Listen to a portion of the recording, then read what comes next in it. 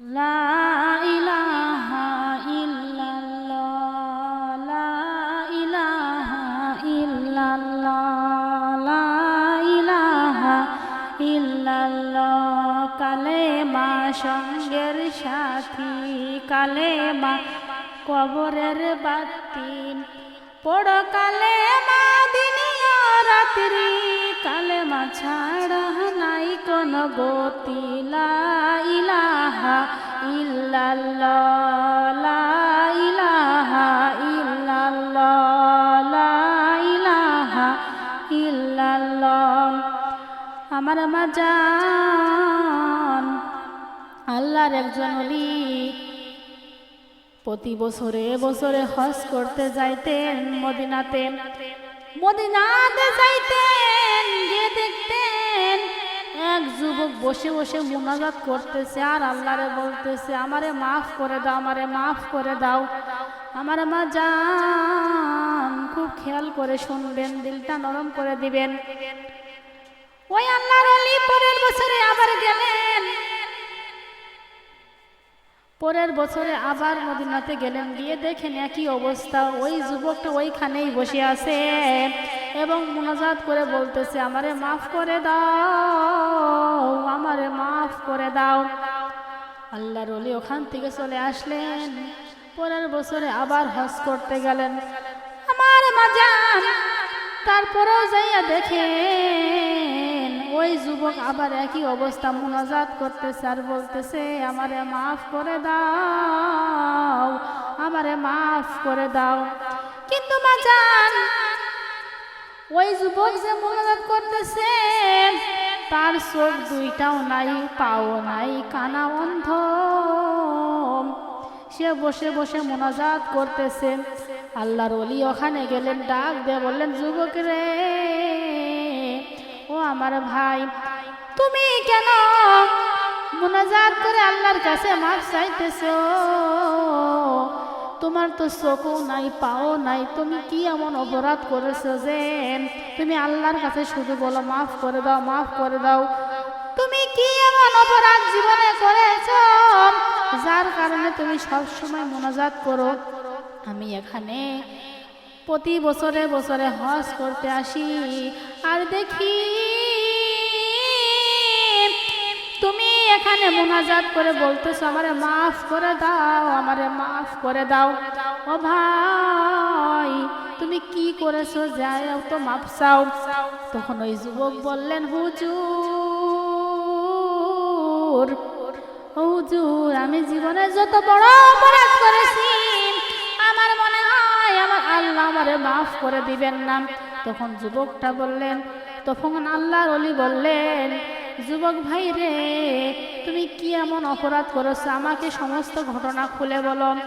আমার বাঁচান তখন ওই যুবক বলতে লাগলো, হুজুর, আমি যখন শিশু ছিলাম, আমি যখন দোলনাতে ছিলাম, তখন আমার বাবা কাঠ কাটতো, কাঠ কাটতে কাটতে আমার বাবা আমাদেরকে ছেড়ে দুনিয়া ছেড়ে চলে গেল। কিন্তু আমার দুঃখিনী মা আমার দিক তাকিয়ে কখনো দ্বিতীয়বার বিবাহ করে নাই। আমার ছোটবেলা থেকে মানুষ করেছে, আদর যত্ন করেছে। আমার মা অন্যের দোয়ারে কাজ করেছে, আমার মা অনেক কষ্ট করে আমারে মানুষ করেছে আমার কথা ভেবে। হুজুর, আমি যখন বড় হয়ে গেলাম আমার মা আমারে বলল, বাবা রে, তুমি তো এখন বড় হয়ে গেছো, তোমার বিবাহের বয়স হয়েছে, আমি তো বুড়ি হয়ে গেছি, বাবা তুমি একটা বিবাহ করো। আমার বাজার তখন ওই যুবক বললেন, হুজুর, তখন আমার মায়ের কথা মতো আমি একটা বিবাহ করলাম। বিবাহর পর থেকে আমার সংসারে কোনো সুখ শান্তি নাই, আমার সংসারে কোনো সুখ নাই। আমার স্ত্রী আমারে সব সময় বলে, তোমার মা আমারে ভালোবাসে না, তোমার মা আমারে দেখতে পারে না, তোমার মার সাথে আমার বনে না, তোমার মা যদি এই বাড়িতে থাকে আমি এই বাড়ি থাকবো না। আমার বাজার এভাবে চলতে থাকে। একদিন ওই যুবক তার স্ত্রী বলতেছে, বিবি রে, আমার মা জান একদিন ওই যুবক ফজরে নামাজ পড়লেন, সকাল সকাল বাড়ি থেকে যখন বের হবেন স্ত্রী দেখতে বলতেছে, বিবি রে আমি কাঠ কাটতে জঙ্গলে যাচ্ছি, তুমি আমার দুপুরের খাবারটা পৌঁছাইয়া দিবা, আমার খাবারটা দিয়ে আসবা। এই কথা বলে যুবকটি বাড়ি থেকে চলে গেলেন। চলে যাওয়ার পর দুপুর হয়ে গেল, বিকালও হয়ে গেল, সন্ধ্যাও হইয়া গেল, কিন্তু তার বাড়ি থেকে কোনো খাবার আসলো না। ওই যুবক কাঠগুলো বিক্রি করলেন, বাজারে বিক্রি করলেন, সন্ধ্যাবেলা ওখান থেকে চলে গেলেন এবং কাঠগুলো বিক্রি করলেন, বিক্রি করে বাড়িতে চলে গেলেন।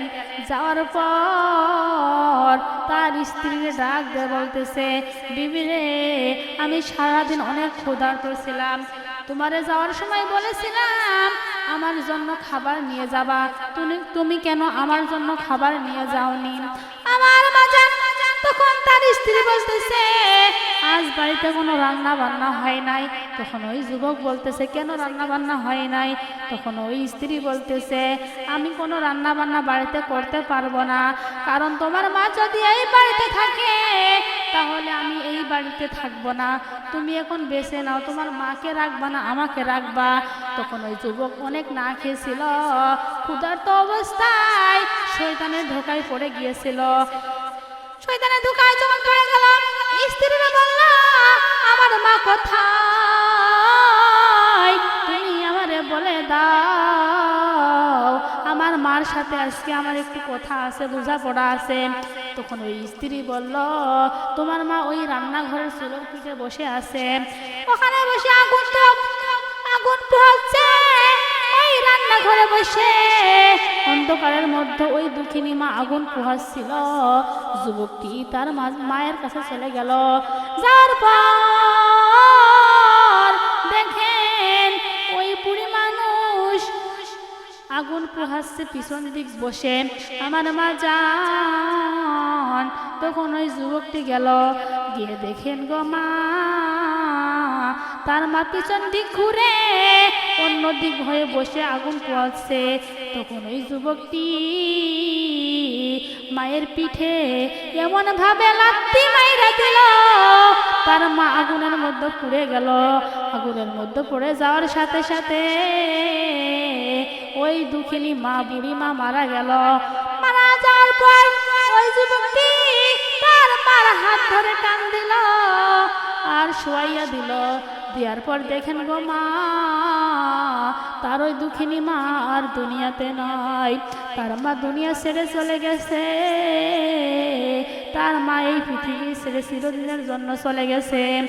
আমার মা জান তখন ওই যুবক কান্না করতে লাগলো আর মনে মনে বলতে লাগলো, হাই হাই আজ আমি কি অপরাধ করে ফেললাম, স্ত্রীর কথা মতো শয়তানের ধোকায় পড়ে আমার দুঃখিনী মায়ের আমি মেরে ফেললাম, আমি কি কাজ করে ফেললাম, এখন দেখি আমার মা দুনিয়াতে নাই, আমার মা দুনিয়া ছেড়ে চলে গেছে। তখন ওই যুবকটি তার স্ত্রীকে তালাক দিয়ে দিল, যে আজ আমার স্ত্রীর কারণে আমি আমার নিজের মাকে হত্যা করেছি, আমি আমার নিজের মাকে মেরে ফেলেছি, এই স্ত্রী আমি আর রাখবো না। তখন ওই আল্লাহর ওলির কাছে সমস্ত ঘটনা খুলে বলল আর বলতেছে, হুজুর আমি আমার স্ত্রীর কথা মতো আমি নিজের মাকে হত্যা করে ফেলেছি। হুজুর স্ত্রীর কথা মতো মাকে মেরে ফেললাম, আমি মনে মনে ভাবলাম আমি এই স্ত্রী আর রাখবো না, আমার স্ত্রীর আমি তালাক দিয়ে দিলাম, তাও আমার শান্তি হলো না। আমি ভাবলাম আমার তো তাও আমার পাপ পূর্ণ হয় নাই, আমি যত বড় পাপ করেছি আমার আল্লাহ মনে হয় আমারে ক্ষমা করবে না।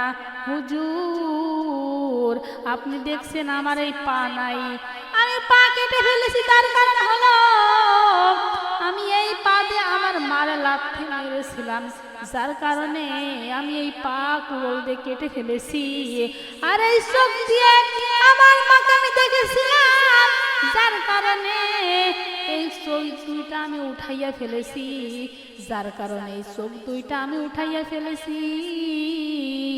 হুজুর, আল্লাহ কি আমারে মাফ করবে না? তখন ওই আল্লাহর ওলি বললেন, তুমি এখানে তো অনেক দিন ধরে আছো, তোমার কোনো কিছুই তো জানা হয়নি আল্লাহ তোমারে মাফ করেছে কিনা। আল্লাহ তো ঘোষণা এখনো পর্যন্ত দেয়নি মাজানে রে। তখন ওই যুবকটি আল্লাহর ওলিরা বলল, ও হুজুর, আমার কি আমার আল্লাহ মাফ করবে না আমার মা জান? তখন আল্লাহর ওলি আল্লাহরে ডাকতে লাগলো, রব্বুল আলামিন। ওই যুবকটি শয়তানের ধোঁকায় পড়ে গিয়েছিল, যার কারণে তার মাকে সে হত্যা করেছিল। ও রব্বুল আলামিন, তুমি কি তোমার ওই বান্দারে মাফ করবা না?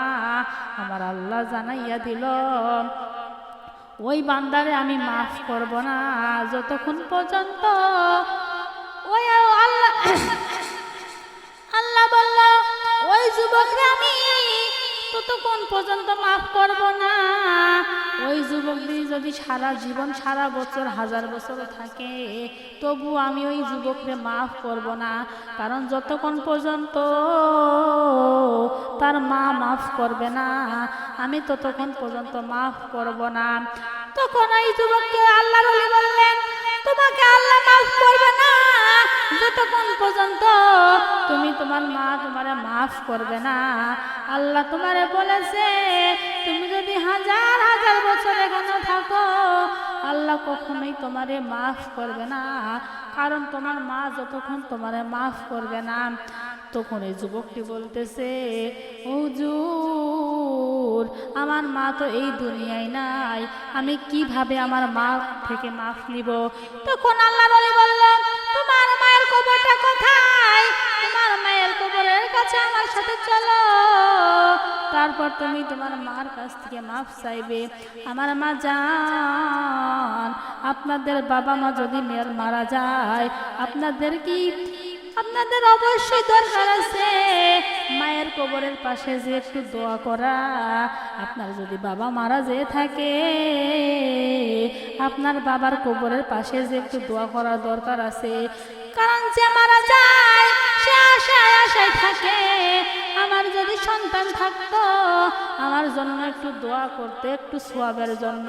আমার মা জান, ওই যুবকটি চলে গেল তার মায়ের কবরের কাছে, যে তার মায়ের জন্য একটু